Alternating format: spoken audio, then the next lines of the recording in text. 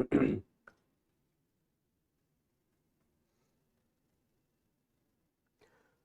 good morning everyone. My name is Lalit Soni and I welcome you all in this live session by Drishti IAS. We'll start at 10:45 and this delay was because we cover three newspaper on Monday. Basically all the news articles from weekends we will be covering today. Okay. So whatever important articles which were there in news Saturday or Sunday, we will be taking them as well here. Okay. I'm feeling bit under the weather, so please bear with me. So let's start with the today's newspaper discussion. So we'll start with the practice question, and other than that, afterwards we will be discussing these 3-4 articles. That is Fragile 5 to Powerful 5. That is the state of economy, which has been discussed under a white paper, which has been prepared by the finance ministry and put forward in the parliament.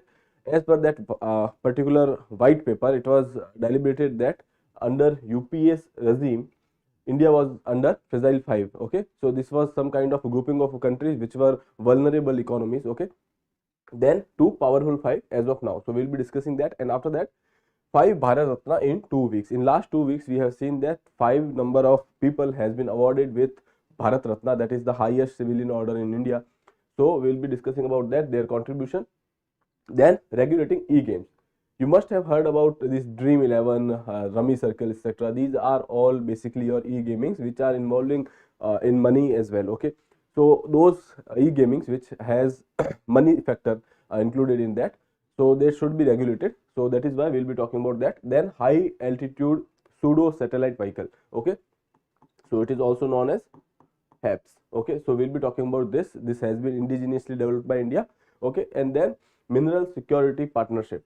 So when we are talking about the exploration of minerals, so this particular partnership is recently in the news, and we'll be talking about that. Then for your own read, there is one article, and then we will go to the practice question. If we take a look at the today's front page, you can see here there is some violence going on in Halwani. Okay, we will not go into details of it because there might be some political angle or some regional angle to it, but right now we will not go into it. Then talks with farmers today, center going with an open mind. Okay, so agriculture minister said that we will be talking with the farmers and we are going with an open mind. Okay, so we will be discussing what are the demands of farmers. There is nothing much in this article, but we will be discussing what is the demand of these farmers and how center is now responding. Okay, then verdict splits, Nawaz lead push to form coalition government. So we will be talking about parliamentary election in Pakistan.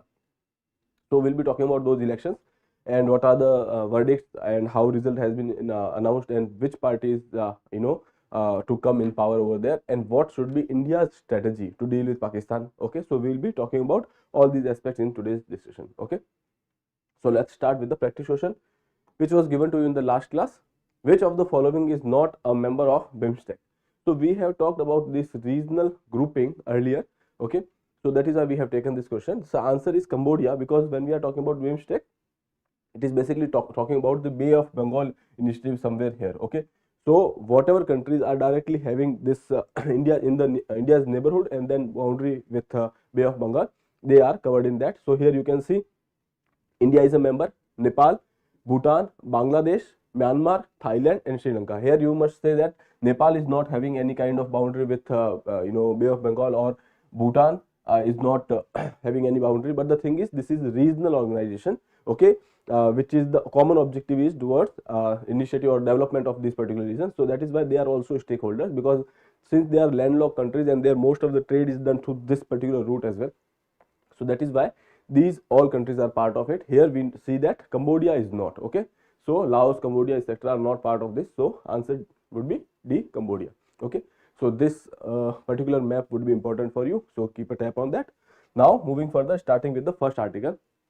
Under Modi regime, India has changed from Fragile 5 to Powerful 5.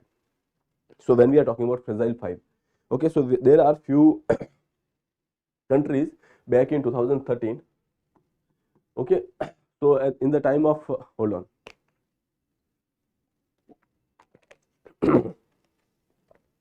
So back in 2013, few developed countries has come up with a list which are saying that there are certain countries which are kind of having some kind of vulnerability in the let's say their economy because of few factors. Those factors were high inflation, current account deficit. Then you can say that their investments, when we are talking about investments in some country, they are actually attracted by some factors, let's say political stability, etc. Okay, one thing is political stability. Other than that, their economy, their policies should be stable. When their policies are stable, then these countries will be thinking that we can go for their investment there, because their policies are continuing, they are not changing with time. So certain things like high inflation, then current account deficit, other than when we are talking about forex, etc. So based on these few factors, you can say that basically our economy, Indian economy, has also been categorized as fragile 5, because if these countries are not immune from the external shocks, okay, and as a matter of fact, you can say that these are kind of vulnerable to external shock. If something is happening to, let's say, USA, some crisis is happening to USA, it will effect of this particular thing will be seen in the Indian economy as well, because they are kind of dependent on that. And recently, you know that in 1991 we have gone for opening our economy. So that was the time of globalization coming inside India, okay, and we were kind of dependent on few countries. That is why it was said that because of the high inflation, current account deficit, forex, fiscal deficit, all these things were high at that point of time, and that is why it was considered that India will be a fragile in the grouping of fragile 5. Other countries like Turkey, Indonesia, these are also part of this fragile 5. Even Brazil was part of fragile 5, and now we are saying that that has become to powerful 5. When we are talking about Indian economy, right now we are, you can say, fifth largest economy in the world. Okay, our target is 5 trillion, and by 2030 our target is 7 trillion, and by 2030 we are saying that in coming years we will be a third largest economy as well. So that white paper has discussed that under this regime we have turned from fragile 5 to powerful 5. Now this term fragile 5 is important for you, because they can ask you directly in your exam, and this term was discussed in your Indian economy, a review report. The thing is, this report was basically published by Finance Ministry. Okay, since we know that this time we did not have our economic survey, and at the place of that, actually it is not an economic survey, but the thing is, at that point of time we have come up with this report, and that report is giving you a, you can say, review of Indian economy. In that report, this term fragile 5 has been mentioned, so that is why it becomes important for you. So that we have discussed here. Okay, now one thing here they have discussed, that time period between 1947 to 1990, it is considered to be license raj. That time most of the sector, or you can say businesses, that were basically controlled by government, and that is why it was if you want to go into that particular sector, or you want to start something manufacturing unit, etc., in that sector, you have to get a license. That is why it was called license raj. And period between 2004 to 2014, that is basically your UPA regime 1 and 2. So they have said that it is a loot raj. Okay, because there were various scams at that point of time, so that is why they have considered it as loot raj. But the thing is, that is not important here for us, because what is important is this term fragile 5, which we have discussed. Okay, so this term says that all those economies which are vulnerable to some kind of external activities in the economy is happening, okay, because of which that economy of the domestic, or you can say that economy of the that country, will also get disturbed, or you can say affected. So that is why these are few factors on which these things depends, that is high fiscal deficit, low forex, or you can say changing nature of forex, then high import dependency, and then current account deficit and high inflation. Okay, so now we can move forward with the next article. That is basically 5 Bharat Ratna has been given in last 2 weeks. So basically we have discussed Bharat Ratna to Karpuri Thakur, ex CM of Bihar, for his social justice related work and contribution to reservation framework, etc. Then the second was given to Lal Krishna Advani for his career in politics and various role he played in the Indian Parliament. Okay. After that, 3 more Bharat Ratnas has been announced. One is for our former Prime Minister, that is P.V. Narasimha Rao. Okay. So basically, he has been given this Bharat Ratna because of his contribution to the Indian economy. When we are talking about, obviously he was prime minister, so that is one thing. Other than that also, he has given a lot. When we are talking about the LPG reforms, 1991 economic reforms, he has an important role to play in that. Okay, then Chaudhary Charan Singh, he was also prime minister of our country at one point of time. So basically, we have been given, we are giving this tribute to him as well. And he was an advocate of farmers' rights. Okay, so he has done well in that field. And then MS Swaminathan, this name you must be familiar with because of the Green Revolution. Other than that also, he has done various activities in the agriculture sector. He has also talked about the formula related to MSP. Okay, so he has said that the cost, whatever cost of production is there, okay, with that you have to give, let's say 1.5 times extra to these farmers. Okay, so that is related to his formula of MSP. So these three people has been awarded with the Bharat Ratna now. Okay, so total number of people who has been awarded Bharat Ratna in this year, that is 5 till now. That is maximum, because earlier last time when we are talking about 4 Bharat Ratna was given in 1999. Okay, this time we have given one more, that is 5. When we discussed Bharat Ratna in our last classes, I told you that number of Bharat Ratnas which is to be given in a particular year is restricted to 3. Now that number or that restriction is directory and not mandatory. It means that government give more than that, but the thing is, in most of the time, it is said that as a convention you can say that it is up to 3. Okay. Now moving further, here you can say their contribution is given. Karpuri Thakur, a social leader from Bihar, former chief minister of the state, known as Jan Nayak. Okay, he is people's leader. Okay, he has done work under JP Narayan, Ram Manohar Lohia, etc. Okay, then Lal Krishna Advani, a politician and a former deputy prime minister who has played significant role in Bharatiya Janata Party's, when we are talking about the working of this particular party, he has given immense, he has played immense role when we are talking about Rath Yatra and Ram Janmabhoomi. Okay, so all these issues has been started by him in 1989, you can say, and then he has served in various capacity in Indian Parliament as well. Now Chaudhary Charan Singh, he was former Prime Minister of India 1979 to 1980. Okay, and a prominent Jat leader known for his contribution to anti-Congress politics. At time when there was this Janta government, he has come out of the Congress and then form a coalition with the Janta government. Okay, Janta party at that point of time.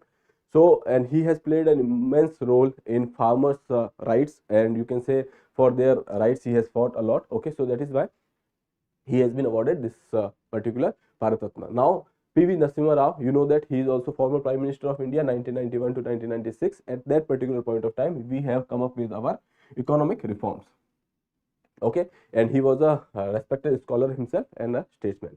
Then MS Swaminathan, obviously you know that he was an agricultural scientist who made significant contribution to Indian agriculture, recognized for his visionary guidance in the Green Revolution. Other than that also, he has been part of wheat revolution as well. Okay, hold on.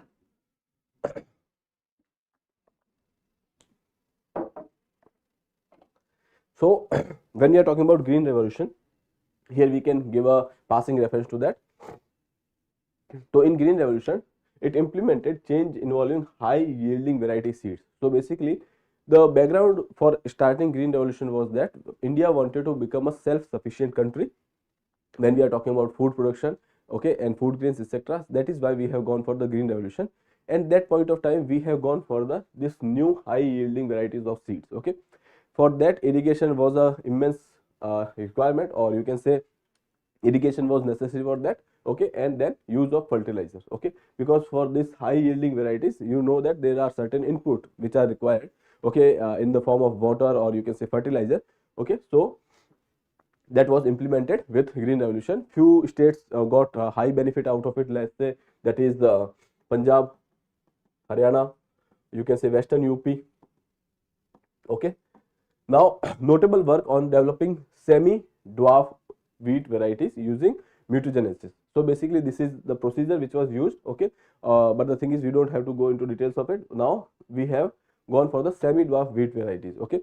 Now, MS Swaminathan, with the in collaboration with American scientist Norman Borlaug, played a crucial role in wheat revolution. So basically the idea of green revolution was inspired by Norman Borlaug. Okay, so that is why I have mentioned this name here. Now green revolution impacts and criticism: dramatic change in wheat production and achieving self sufficiency. So there were few states which got benefited out of this green revolution, as I told you, and there were few crops which were focused upon, that is wheat and rice. Okay, so here production of wheat was increased and production of rice was also increased later, because of which there are certain issues. Let's say when we are talking about rice, it is a water intensive crop. Okay, so basically water requirement would be high. When we are talking about Punjab area, so basically rainfall is not up to that mark, but the thing is there was groundwater which was used for rice production. Now the thing is Punjab's groundwater table has declined to a level where we are saying that Punjab is going through a water crisis. Okay, so that was, you can say that that was impact, which was negative impact of green revolution in Punjab. Address concern of rapid replacement of local varieties, intensive cultivation, pesticide use and water tapping. So basically, as I told you, there are certain inputs which was required for this high production. So that was, local varieties got replaced because we have come up with this high yielding different varieties. Then intensive cultivation was there because of this. The thing is, intensive cultivation of few crops only, that is wheat and rice, in those areas where naturally you can not go for cultivation of rice. Okay, so when we are talking about Punjab, in Punjab you cannot go for cultivation of rice naturally because water requirement is too high for rice. That is why irrigation is provided in advance. Irrigation from groundwater etc. was given, and ultimately it has harmed the amount of groundwater table over there. Okay, then pesticide use, this is also one kind of input, and fertilizer is one kind of input, and water tapping. Now acknowledged criticism of the benefiting prosperous farmer in certain state with the higher productivity. Okay, so which we have discussed already. Now we can move forward with the next article.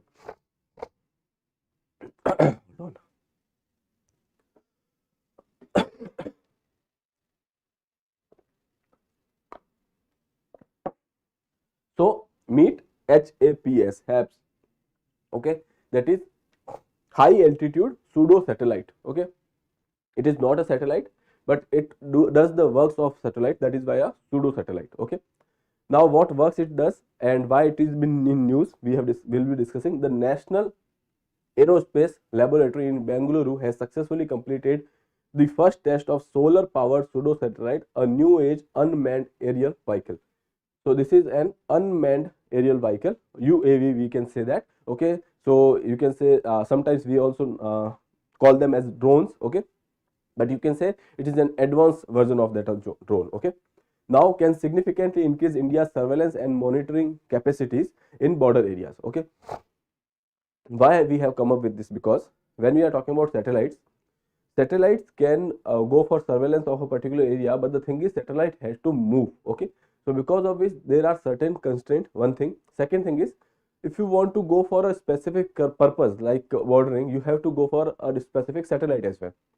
Now that will enhance the cost. Okay, so that is why we have to come up with a cost friendly and you can say flexible model of such things, surveillance, and that is why these high altitude pseudo satellite has been, you can say, launched, or you can say these drones or unmanned vehicle were launched. Okay, so there are certain specifics which are given in this particular article which we will be discussing for our purpose here. Okay, so here you can say this is the picture of that drone.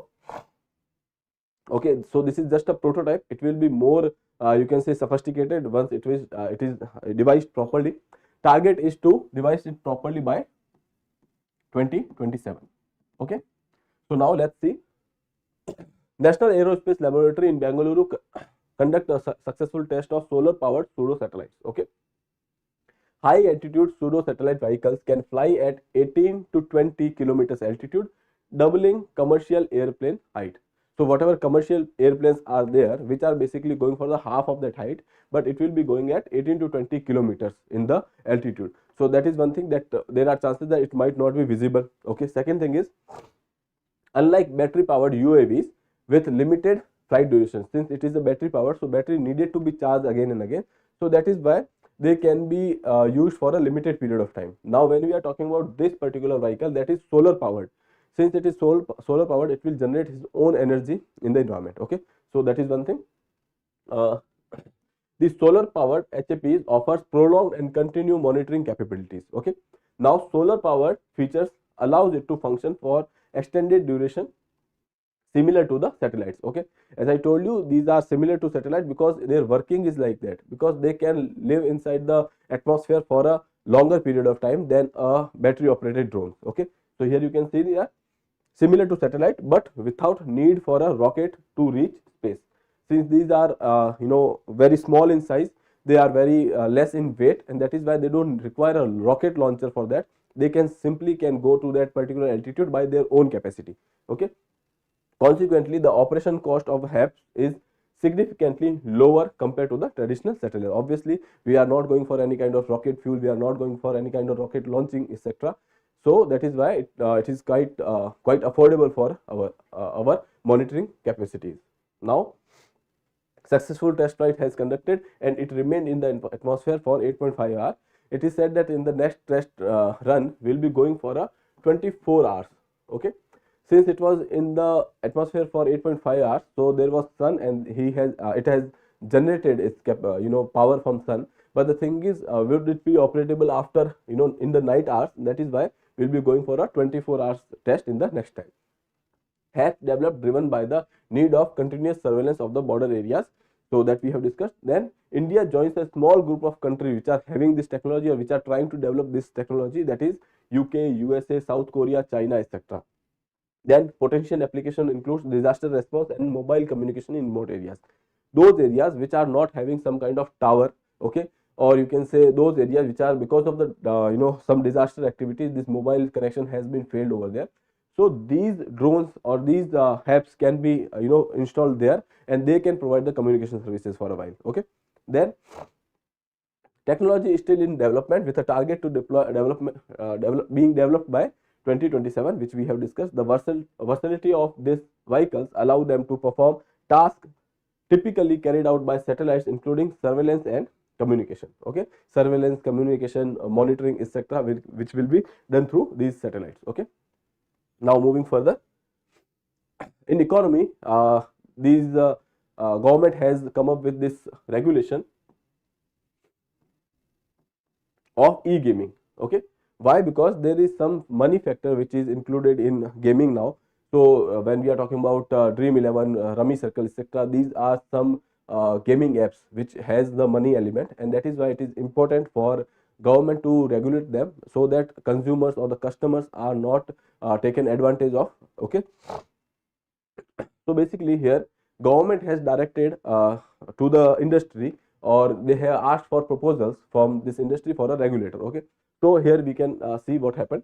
The government will act as a regulator for the online gaming sector rather than industry led self regulatory organization. So earlier government was planning a self regulatory organization. They have asked for the proposal from the industry, but the industry, whatever proposals they have given, they are somehow dominated, or you can say to the advantage of the industry. Okay, so that is why government has not accepted any proposal. They said that now we will regulate the industry.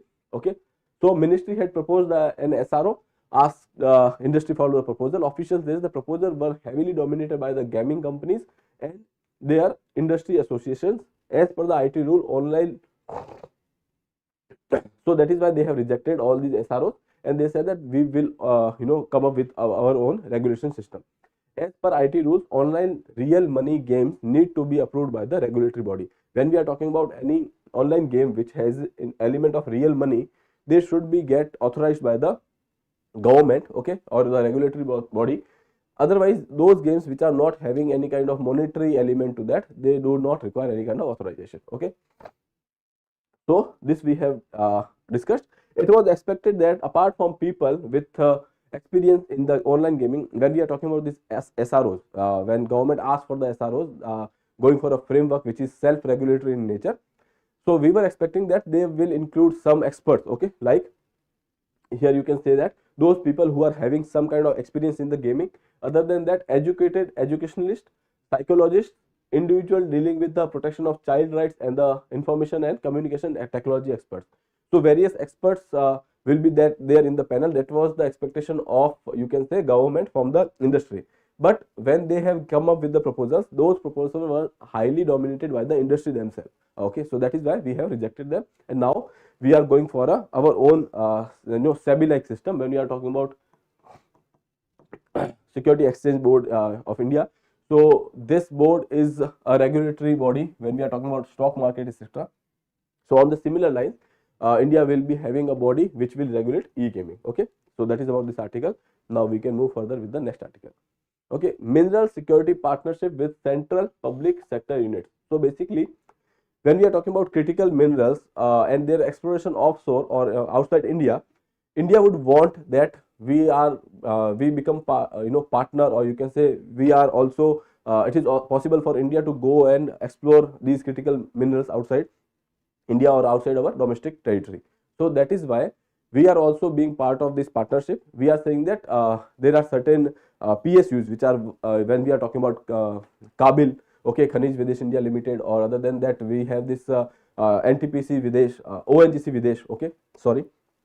So ONGC Videsh, etc. These companies are already working in that arena. So we are trying to get some critical mineral assets from abroad as well. Okay.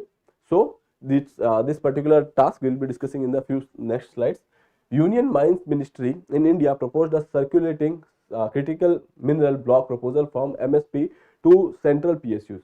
So now this MSP is your basically, as I told you, this mineral partnership, that is mineral security partnership. Okay, so this initiative is basically US led. Okay, so they have asked for proposals and they have sent this proposal to Indian PSUs. Okay, now the initiative aligns with the growing global focus on securing critical minerals and reflects India's strategic approach to meeting its mineral resources needs. Okay, for a developing country like India or our industry, when we are talking of having a make in India motto, these minerals are quite important for us as a raw material, etc.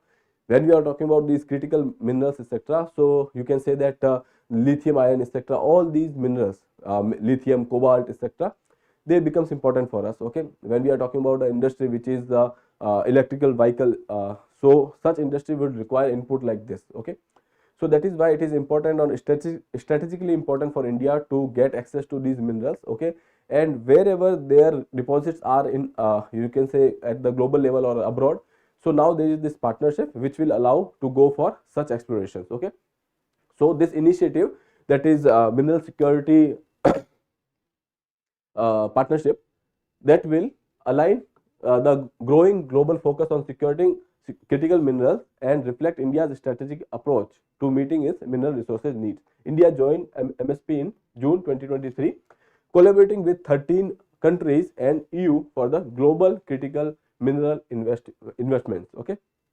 Now MSP focus on critical minerals cooperation forums, then that is battery material supply chain and mineral processing facility in the South America. So basically they are these are some arenas where this MSP is working, that is critical mineral cooperation forum, all those forums which are working on critical minerals. Okay, that is one thing. Then battery material supply chain and mineral processing facility in South America. If you want to remember this, well and good, otherwise this is not as important. Now 30 critical minerals has been identified by the Mines Ministry in India. Okay, to explore the potential investment in the critical minerals abroad and engaging with the international consultants. So basically we have identified these 30 minerals wherein we would want to go and invest. Okay, so that is basically your MSP partnership. Here you can say that PSUs like Coal India, NLC India, NTPC expressed their interest in acquiring lithium, cobalt, graphite, all these things under this partnership. ONGC Videsh Limited and NTPC Mining Limited cited as the example of subsidiaries engaged in the overseas exploration. As I told you, these are some PSUs which are already working in that arena, that is ONGC Videsh and NTPC Mining Limited. Now that is Kabil, that is Khanij Videsh India Limited. Okay, so that is central PSC involved in lithium exploration in Argentina. This fact becomes important for you. They can directly ask you related to Argentina. Okay, or they can directly ask that where this Kabil is basically working with respect to lithium ion. NTPC seeks assets abroad through NTPC Mining Limited focusing on lithium, cobalt, graphite, and high purity limestone. Okay. Now, SAIL represents an express interest in the overseas assets like coking coal, limestone, and iron. As per their own, working, or you can say their own modus operandi, they are asking for the different minerals where they would want to invest. Okay. Emphasis on maintaining communication with the Indian mission abroad for smooth project acquisition. Okay. So basically, here idea is that those PSUs which are already working in that arena, they have selected for let's say nearly 13 minerals where they would want to invest, and now under this MSP framework they will be talking with other stakeholders and then go for the exploration of such things if they are granted. Okay, so that is the idea behind mineral security partnership. Okay, now we can move forward with the next article. Talks with farmers today, center going for an open-minded. Now agriculture ministry said that we will talk with the farmers. Farmers are going for another protest. They are saying that there are few demands which are, if they are not met, so they will be coming to Delhi from various parts of India. Okay, so now they have started this or they have asked for this protest, and there are certain demands. Okay, what are these demands? Here we can say that mostly they are saying that their MSP should be increased and their MSP should be you can say extended to different crops as well. Okay, here you can see Punjab farm unions who protested a year at Delhi's border and lifted the blockade in December 2021 after forcing the repeal of 3 farm laws. You know that we have come up with the 3 farm laws, and then they were actually taken back by the ministry or by the government because of these farm protests. Okay, threatening a return at a time when political parties are bracing for Lok Sabha election. One of the key demand is law guaranteeing MSP for all crops. Okay, so that is the key demand. One of the key demand of farmer is legal guarantee for minimum support price for all crops. Okay, center has announced MSP for 22 mandated crops on the basis of recommendation of the commission commission for agriculture cost and prices, CACP. CACP is the commission which actually basically recommends the MSPs to the government, and then government announces it. Okay, nearly we have 22 crops for which MSP is announced, and then we have sugarcane for which FRP is announced. Okay, so that is about MSP. The unions were also demanding a legal guarantee for MSP based on the Swaminathan Commission's formula, that is cost plus 50% formula. Okay, whatever is the cost of you can say production for the farmer, you have to provide 1.5 times of that cost. That is basically should be your MSP. Okay, so you can say that whatever their cost is, 50% extra they will be getting on that particular cost. So they are saying that they should be given this particular formula in the use of deciding your MSP. Okay, so that is about these issues related to farmers. Now we can go to your international issues related to certain countries. Hold on.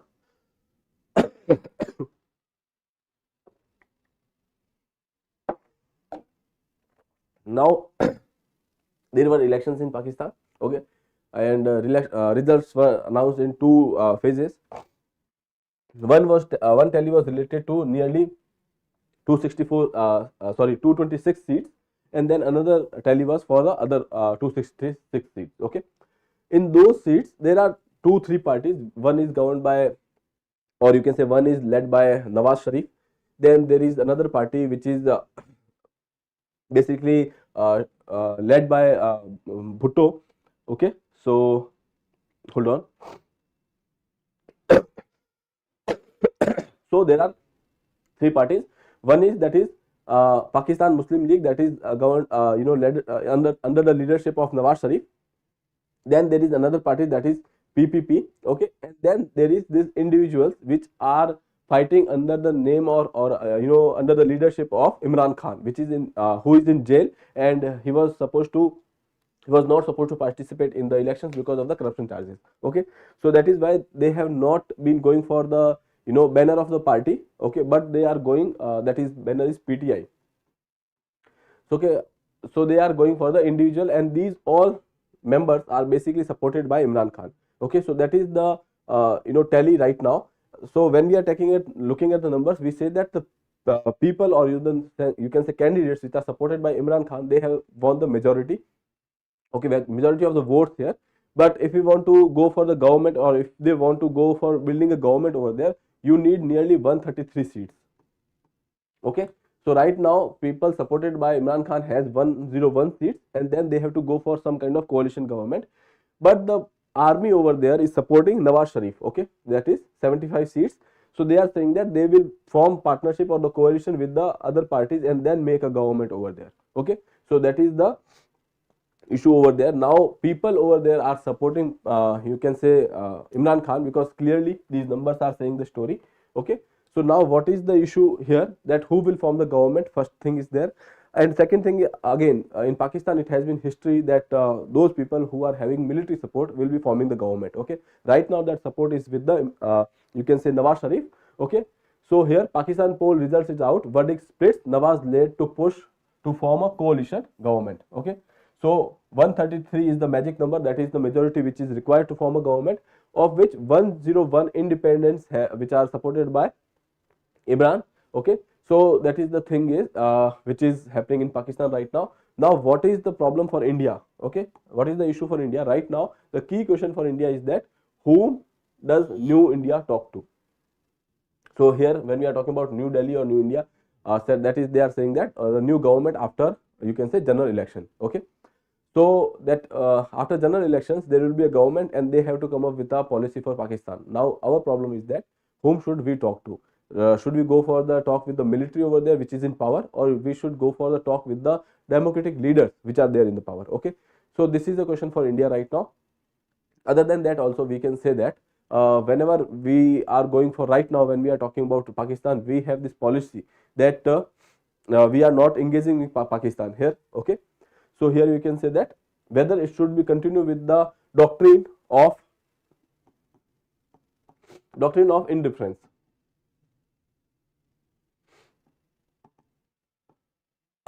Right now with Pakistan we are having this doctrine which is in place. We are not going for any kind of talks with Pakistan. Okay, and now the thing is, after election should we follow this, or we should reopen our diplomatic channels, or go for the talks with the Pakistan?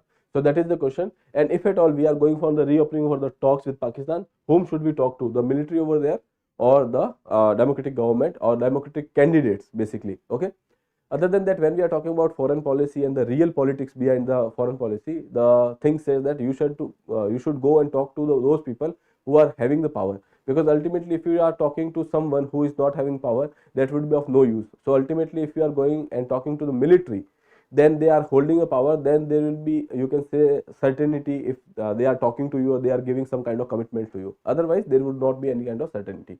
But again, going to a military government or talking to a military government, that is an issue for a democratic country like India. So India has to decide what should we do in this regard. Okay, now moving further, there is this particular 2 years anniversary of Indo Pacific strategy. Okay, so Indo Pacific strategy has made US region more prosperous under secure. So here they are saying that which has been made by USA, and region is more prosperous and secure. This region they are talking about, Indo Pacific region. Okay, so Indo Pacific strategy in 2022 amidst the strategic competition with China has made country and the dynamic region more secure, more prosperous, and expanded the bilateral partnership with India in unprecedented level. Okay, so in this particular strategy, Indo Pacific strategy, India is quite important for, you can say, USA. Okay, because India is the one country, you can say, which can challenge the hegemony of China right now, and that is what USA is behind. Okay, now that is the second anniversary of this particular strategy. United States has never been a stronger in a stronger position in Indo Pacific, because India is in support of United States, or you can say India is having their strategic interests which are aligned with the USA right now. Okay, historic progress in advancing Indo Pacific at free and open, connected, prosperous, secure, and resilient. Okay, so these are certain terms which you can use in your answer writing. Alliance with Japan is there, then Republic of Korea, Australia, Philippines, and the Thailand. These are the country which are having some kind of problem with USA. Okay, when you are talking about Japan, that there is this Senkaku Island. When we are talking about Philippines, there is this Thomas Shoal, etc. Okay, Spratly Island, Paracel Island, all these countries are somehow having some kind of problem with, you can say, China, and they are having partnership with India. India as well as the USA as well. Okay, so that is the importance of Indo-Pacific strategy, or that is the importance of India in Indo-Pacific strategy of USA. Okay, now moving further, for your own read, there is this article that is related to Hastal Minar. Okay, when we are talking about Has, that is related to your elephant.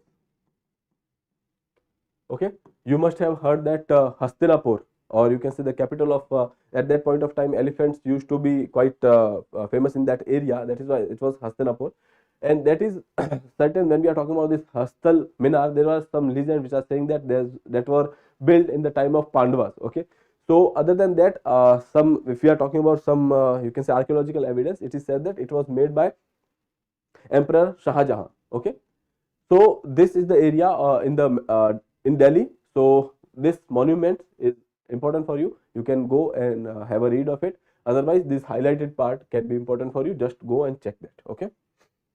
Now coming to the practice question for you. What is the primary objective of Kabil? We have discussed Kabil a few minutes back.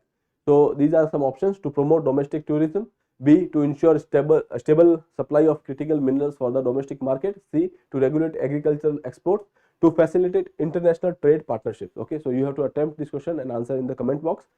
Obviously, right now this question would seems quite easy for you because you have just heard about it. Okay, but when we are talking about exam, you won't even realize, or you won't even remember what Kabil is. Okay, and what is it related to. So that is why, since you have solved an MCQ based on it, so there are high chances that you will be able to answer correctly in the examination as well. Okay, so with that, I would like to take your leave. If you have not subscribed the channel, please subscribe the channel. Thank you.